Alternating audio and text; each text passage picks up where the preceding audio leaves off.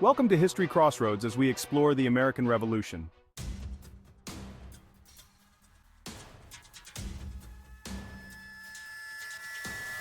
The repeal of the Stamp Act in 1766 temporarily eased tensions, but the underlying issues remained unresolved. The Townshend Acts of 1767, which imposed duties on various goods, reignited colonial anger and led to widespread boycotts of British goods. Colonial merchants and consumers organized non-importation agreements, pledging not to buy British goods. This economic pressure was an effective form of protest, significantly impacting British merchants and manufacturers. The enforcement of the Townshend Acts led to increased military presence in the colonies, particularly in Boston. This further inflamed tensions, as colonists resented the occupation of their cities by British troops.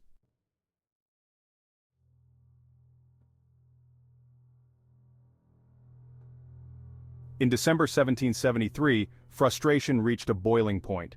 The British government granted the East India Company a monopoly on tea sales in the colonies, undercutting local merchants. In response, a group of colonists, led by the Sons of Liberty, boarded British ships and dumped 342 chests of tea into Boston Harbor in an act of defiance known as the Boston Tea Party. This bold act of rebellion prompted swift retaliation from the British government. They enacted the Coercive Acts, or Intolerable Acts, which further restricted colonial autonomy and punished Massachusetts, uniting the colonies against a common enemy. The Intolerable Acts included the Boston Port Act, which closed the harbor until the dumped tea was paid for, and the Massachusetts Government Act, which restricted town meetings and increased the power of the royal governor. These measures were intended to isolate Massachusetts but instead incited widespread solidarity among the colonies.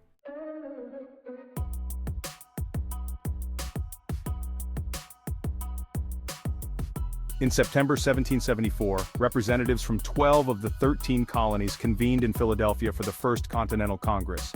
They aimed to address grievances with Britain and coordinate resistance.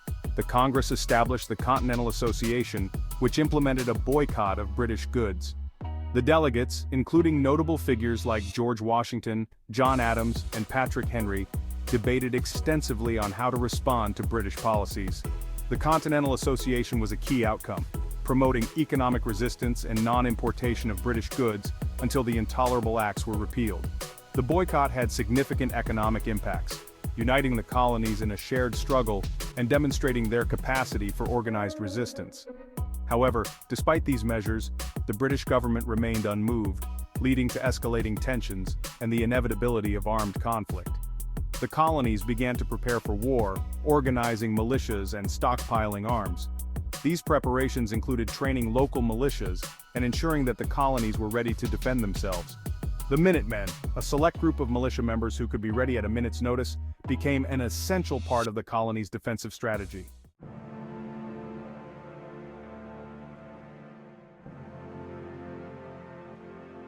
On April 19, 1775, the first shots of the American Revolution were fired at Lexington and Concord. British troops aimed to seize colonial arms, but they were met with resistance from the Minutemen. Paul Revere's famous midnight ride had warned the colonists of the approaching British forces. The confrontations resulted in significant British casualties and boosted colonial morale. These battles marked the beginning of open warfare between the colonies and Britain, igniting the Revolutionary War.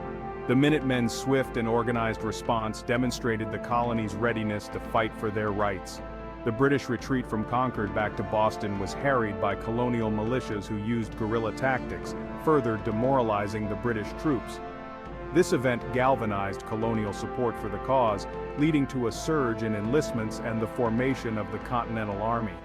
Across the colonies, men of all ages and backgrounds answered the call to arms.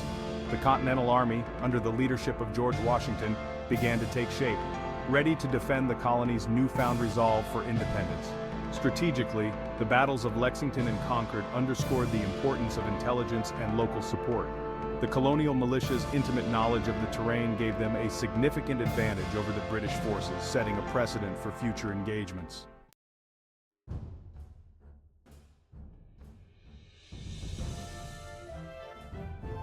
In May 1775, the Second Continental Congress convened, taking charge of the war effort. they appointed George Washington as the commander-in-chief of the Continental Army.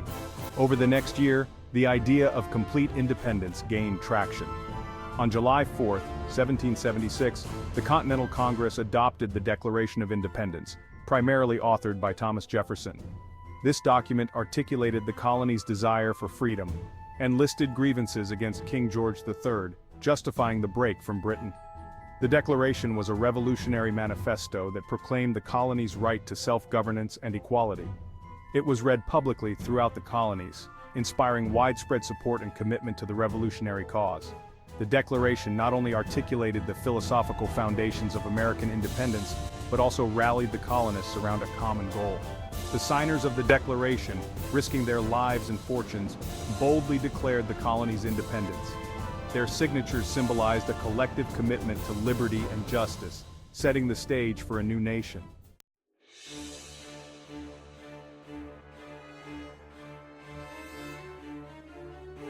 The Revolutionary War saw numerous battles and pivotal moments. The Battle of Bunker Hill, despite being a British victory, demonstrated the colonists' resilience.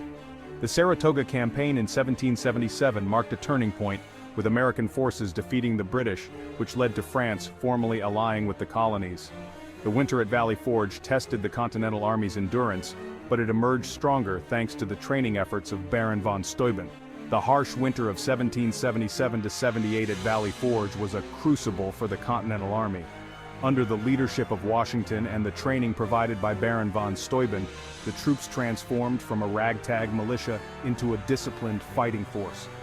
Von Steuben, a Prussian military officer, implemented rigorous drills and instilled military discipline, which significantly improved the effectiveness of the Continental Army. His contributions were invaluable in creating a cohesive and efficient fighting force capable of taking on the well-trained British troops. The American victory at the Battle of Saratoga in 1777 was a critical turning point. It convinced France that the American cause was viable, leading to the Treaty of Alliance in 1778. This formal alliance brought much-needed French military and financial support to the American war effort. French involvement was instrumental in shifting the balance of power. French troops, led by commanders such as the Marquis de Lafayette and the French Navy, played crucial roles in several key battles, culminating in the decisive Battle of Yorktown. Meanwhile, the British shifted their strategy to the southern colonies, aiming to rally loyalist support and reclaim control. The Southern Campaign saw significant engagements, including the British capture of Savannah and Charleston. However, American forces, led by General Nathanael Greene, employed a strategy of attrition, gradually weakening the British through a series of skirmishes and battles, such as at Guilford Courthouse. Amid the conflict, the American cause faced internal threats as well. The most infamous was the betrayal of Benedict Arnold, who attempted to surrender the strategic fort at West Point to the British. His plot was foiled, but it highlighted the precariousness of the revolutionary struggle.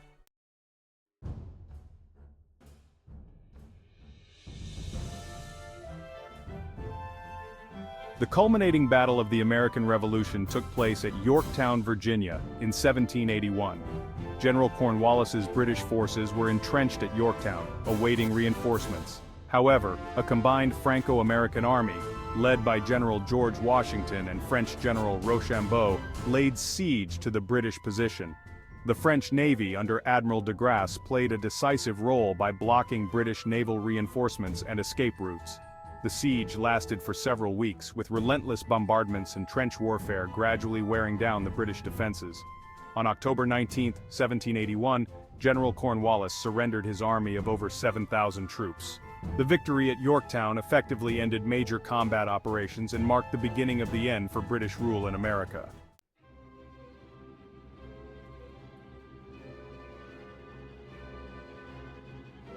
Following the victory at Yorktown, peace negotiations began in earnest.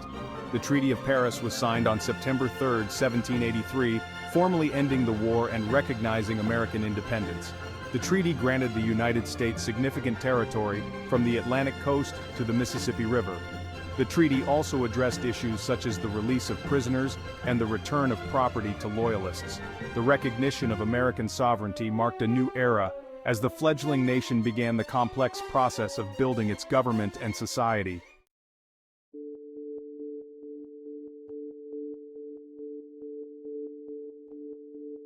Independence brought its own set of challenges.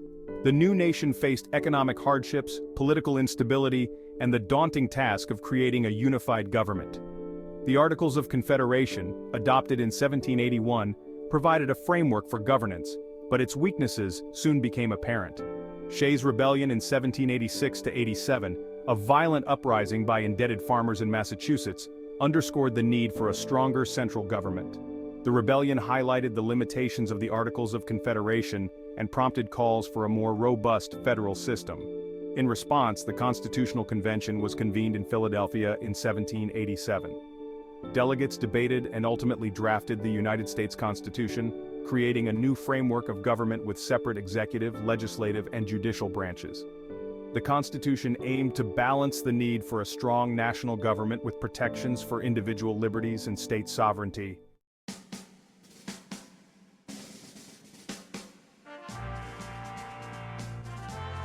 The proposed Constitution faced vigorous debate and opposition.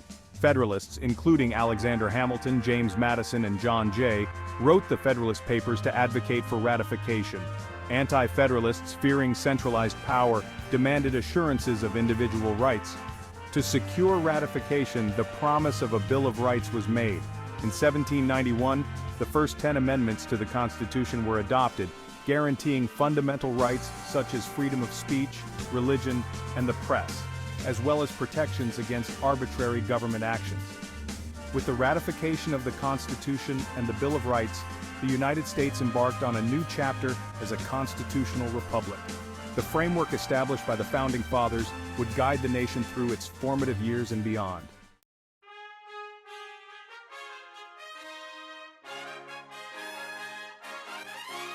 On April 30, 1789, George Washington was inaugurated as the first President of the United States. His unanimous election reflected the nation's trust in his leadership. Washington's presidency set many precedents, including the formation of a cabinet and the establishment of a neutral foreign policy. In his inaugural address, Washington emphasized unity and the importance of the Constitution. He faced immediate challenges, including establishing the new government, managing foreign relations, and addressing economic issues. Washington's leadership and commitment to Republican principles helped solidify the foundations of the new nation. His decision to step down after 2 terms set a precedent for the peaceful transfer of power, reinforcing the democratic ideals of the fledgling republic.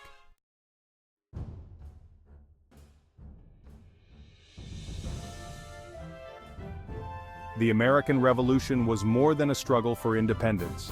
It was a profound transformation that laid the foundations for a nation built on principles of liberty, justice, and self-governance. The courage and vision of the revolutionary generation continued to inspire the ongoing quest for freedom and democracy. From the Boston Tea Party to the inauguration of George Washington, the journey of the American Revolution is a testament to the enduring power of the human spirit.